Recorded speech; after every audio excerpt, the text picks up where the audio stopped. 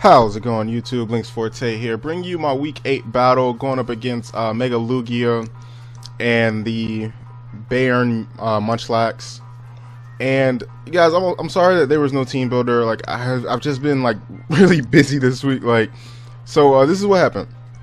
Lugia hit me up, I think on Tuesday, asking me when I could battle. Normally my free days to like battle and record and all this other stuff are on Wednesdays and Fridays. Saturdays I can do. It just kind of depends on the schedule. Like the thing is, like I couldn't do it Saturday because it was like a funny day.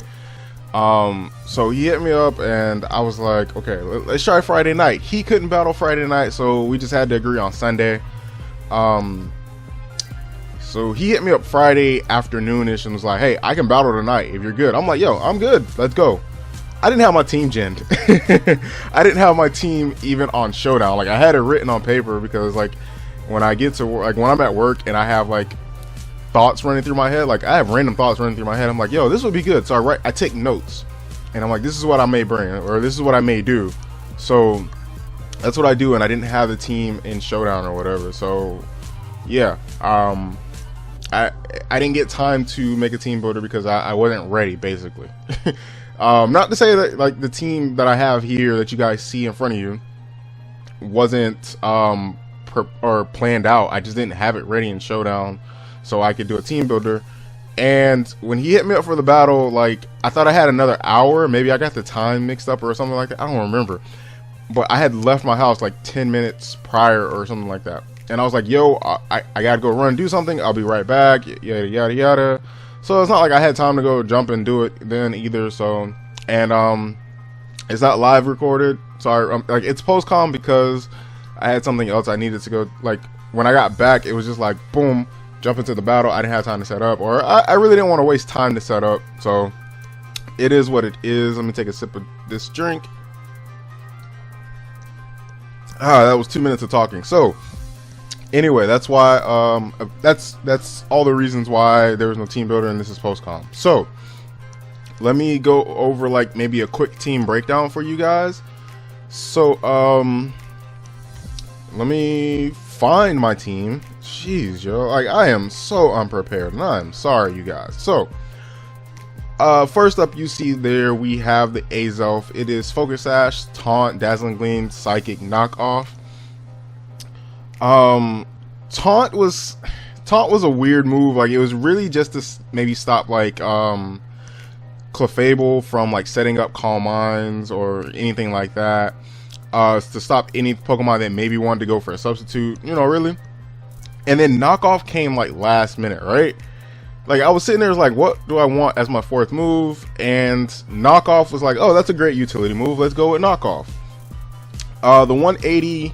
It has 180 in speed with a with a hasty nature. Sorry, his hasty nature, and then the 76 in attack EVs, and then the rest are its max special attack. So the 180 allows me to speed the fastest thing on his team, which is the Zoroark. And then the 76 attack EV was just the leftover. I had no idea where to put him, so I put him in attack. I have Skuntank here, Defog, Dark Pulse, Sludge Bomb, Snarl, Black Sludge. 196 in speed, and then 60 in HP, and then modest nature, max special attack. The 196, I think it allowed me to outspeed Nidoqueen. It allowed me to outspeed something. I think it was Nidoqueen. Max speed, Nidoqueen, modest nature, I believe. So I just wanted to make sure, you know, I'm hitting that thing as hard as possible. Try to maybe get some Dark Pulse flinches like I've done before in the past. And I just wanted to maybe try to keep hazards off my side of the field, or off the field really. But you know, that's really all it was. Next up, I have Salamence, Steelium Z, Moxie, Dragon Dance, Dragon Claw, Iron Tail, Fire Fang, max attack, max speed, Jolly Nature. And this is the funny thing. So as you guys see his team right there, this is the first battle he's brought Clefable to all season. We're 8 weeks in, and this is the first time he's brought Clefable. So it was like, oh, well, he's not going to bring Clefable. I still have to prep for it, and this was the best way to prep for it. And plus, Steelium, or Z Iron Tail, or Corkscrew Crash, whatever you want to say, it still hits. What what's his name? It still hits Kieran Black really hard. So it was just like it was something I had to bring. Fire Fang. I forget the rest of his team. Let me grab my notes. Man, this is gonna be like a really long intro. I don't think the battle is that long, so I mean it's not a big deal. No, Fire Fang was to hit like Rotomo and Decidueye really, and then you know if I really didn't want to protect, I could still hit Kieran Black for neutral damage, but he's not really switching in a Kyurem on a Salamence. The one thing I did have to be careful about, and I came across this even in my team building, because there's a Ditto on his team, I had to be careful about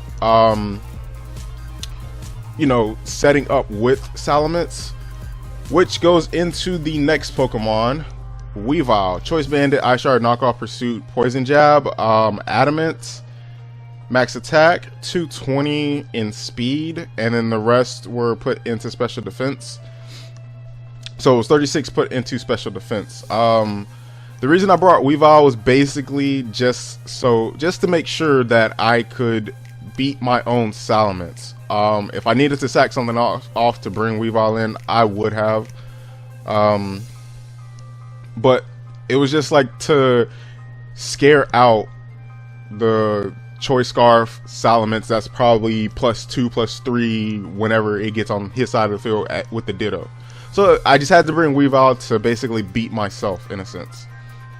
Next up is Chansey. Is never anything special about Chansey. I say that every week.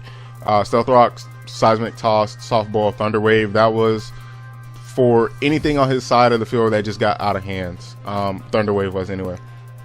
And then last was my Rotom. Volt Switch, Hydro Pump, Will-O-Wisp, Pain Split with leftovers. HP was 252. Defense was 148. Bold Nature, and then the rest the last 108 was put into Special Defense. So what the defense EVs allowed me to not be 2-hit KO'd by Kieran Black and Fusion Bolt or Dragon Claw. So basically I could live any hit that wasn't an Outrage from Kieran Black. I could live any 2 hits, sorry, that wasn't a Dragon, or that wasn't an Outrage from Kieran Black. So that was the reason for the defense EVs. The Special Defense, I didn't calc anything. I just said, hey, this is all I need for my defense. Let me put the rest into my Special Defense just to maybe be able to sponge some hits. So, I mean, maybe Clefable gets out of hand and I can sponge some hits. I don't know. So, yeah, that's the team. And without further ado, let's just jump into this battle because it's 8 minutes in. And that's all we've done is talk about team and all of my other life stuff. Anyway, so this is what's gonna happen. I didn't really know what he wanted to lead off with, so I felt like Azelf would be a good lead for me, but I kind of figured it would be something that could U-turn out. So it was either gonna be Zoroark and Decidueye, and because of Zoroark's annoying ability, I really didn't know what was leading out on me, or what was leading against me. So I figured, you know what would be safe is just for me to go Knockoff, and as you can see, he outspeeds me. I should outspeed everything on his team, so that means something is Choice Scarf. Whether it's Decidueye or whether it's Zoroark, something is Choice Scarf. And this was a happy accident. As I said, I click Knockoff here, and he brings in Ditto, and I get the kill on Ditto. I don't know like what the roll on that was, but I'm hasty natured, and I have 76 and attack EV, so it could have been something good. I don't know. He's gonna bring in his Decidueye, and I'm like, I really don't want to catch a Sucker Punch, or this could be the thing that's Choice Scarf. I don't really know yet. So I'm just gonna bring in Skuntank to absorb a potential U-turn, or you know, just to stop the Sucker Punch as he U-turns out. And he's gonna bring in Entei, and I'm just like, whoa. Something's gonna take a hit, or something's gonna die. My obvious switch in is to go into Rotom. And I just decided, you know, I really don't want Rotom to take any hits because I need to get something. I need to take hits from Salamence. And I believe I should have been able to live a Sacred Fire. I'm not 100% sure, but I kind of figure, you know, this Entei may be Choice Bandit in some fashion. So he takes out Skuntank. It's whatever. I really wish I could get rid of Skuntank for something. But I go into Rotom to scare that thing out. I knew he would switch out. He had to, in fear of taking a Hydro Pump. as I just click Will-O-Wisp, and Decidueye has a Lumberry. Don't ask me how I knew this was a Decidueye. I was just like 100% sure that this was the Decidueye. So I decided to go into Azelf just to sack it off because I don't want to take a Leaf Blade. And like I said, this is where I find out this is the actual Decidueye. And then the Choice Scarfer is Zoroark. So I've confirmed that. Now I go into Weavile here, and I don't know why I expected him to switch. I should have just gone for a safe knockoff. And as you see, he lived on 1. Like, this is freaking mind-blowing to me. He lived on 1. Granted, it was a roll in his favor to live. It was a 25% chance that O-code, but it's an adamant Choice Bandit, Weavile, Pursuit, and whatever. Decidueye got 2 kills. So I'm going to go into Salamence here. And I'm just like, you know what? Let me just Dragon Dance. I don't have a reason not to just Dragon Dance, as he's gonna go into Clefable, and I'm just like, I prepped for this. I'm just gonna hit him with that Corkscrew Crash. Let's go. But yeah, even if he were unaware, I think there was like a 56% chance that this Corkscrew Crash would still kill him. So it was a roll in my favor. Unfortunately, that roll with Weavile was... I feel like that was my one play. I should have just gone for the safe knockoff because it still killed, and if anything else wanted to come in, they lost their item. So I should have just gone for the safe knockoff. But anyway, I take out the Clefable, and then he brings in Entei, and I'm just like, okay, I'm +2. I have Dragon Claw, not Outrage. This does a max of 99%. And I risked this chance. I risked it. I was like, you know what? If I can get this kill, if I can hit it hard and not get burned, I can sweep. But nope. Entei burns me. Yep, Entei burned me. And I'm thinking maybe he'll leave Entei in because it has extreme speed. Or he was either going to switch or he was going to leave it in. And I was just like, you know what? Let me get a hit off on something, whether it's Entei or whether it's something else coming in. I needed something to basically die, and he sacked off Decidueye, which I'm just like, cool, whatever. Either way, I'm not happy. So he brings in Entei, and I'm just like, oh well, he's gonna go for the extreme speed because he needs to pick off he needs to be able to pick off Salamence. And I'm like, you know what, it's still a Salamence. He still has Cure in Black, unless it's Choice Scarf, but I've really been fearing like a Choice Band, because Rotom at 75% can take a Choice Bandit Outrage from Kyurem, or at 75% he could take a non-Choice Bandit Outrage from Kyurem. But if it's Choice Band, he OHKOs. But anyway, I knew he was gonna go for the extreme speed, which is why I went into Rotom. And I'm just like, you know what? He's gonna switch out because I was pretty sure this thing was choiced in some fashion, whether it's Scarf or Band. So I just Volt Switch out, and I'm gonna go into Chansey. The reason why I go into Chansey is it can't do anything. Like I said, I know it's Choice Scarf, and so it can't really do anything to me. So at this point, I was like, you know what? Let me get my rocks up. Entei can't come back in. Kyurem, if it's Sash, it breaks the Sash. It just seemed so right to get up these late game rocks just to try to ensure that I win. And I'm like, you know what? This Seismic Toss shouldn't kill. So what it allows me to do, like I said, I can take these knockoffs forever. It's not a big deal. I'm just going to keep taking the knockoffs, and I'm going to just take this opportunity to heal up a little bit, to basically try to get back to full and to have as much health as possible to take on that Kyurem, so I can try to figure out what its set is. I think even after Eviolite, if it's not Choice Bandit Kyurem, I can take an Outrage and probably get off a T-Wave. So like this is my whole plan right here. Like, Choice Bandit Kyurem sweeps me from this point, but if he's not Choice Bandit, I live a hit with this amount of HP. Like, I think I'm at like 70 HP ish, somewhere around there. And I'm just like, please don't be Choice Band. Please don't be Choice Band. Please don't be Choice Band. I can live a non-Choice Bandit hit.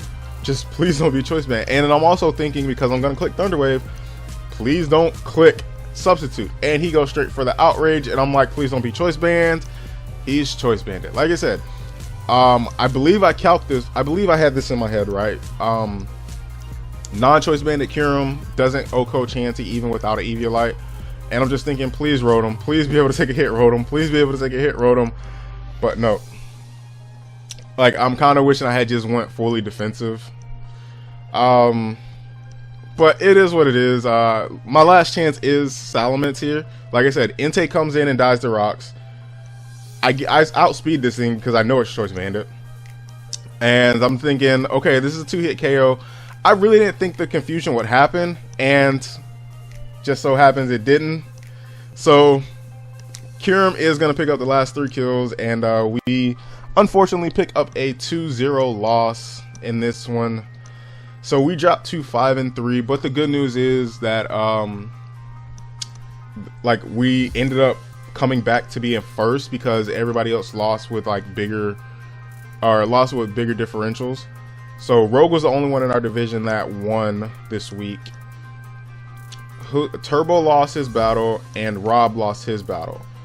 And yeah, because they both lost at bigger differentials, like I think one of them got 6-0'd, the other got 4-0'd. And I don't remember which was which, so I'm not going to throw a name out. But because we only lost 2-0, we still end up being first in our division based on record and differential. So we're at least back, you know, like a really good position in the playoff race. So it is what it is there, you guys. We just have to bounce back next week, and I think I play Turbo next week. Yeah, I play Turbo next week because I have to deal with Zygarde 50%. So that's going to be something to try to prep for again. But anyway, this video has been a little bit longer than I wanted. Sorry that I didn't edit this video as well with the layout and the team and stuff like that. Like I said, I've just been swamped for time recently, so to try and do everything is just kind of hectic for me. I hope you guys forgive me. I will try my best to you know, go back to the layout, go back to live comms. I just can't make any promises right now based on my schedule, trying to battle everybody else to fit their schedule. But whatever. Anyway, I think that's it for me.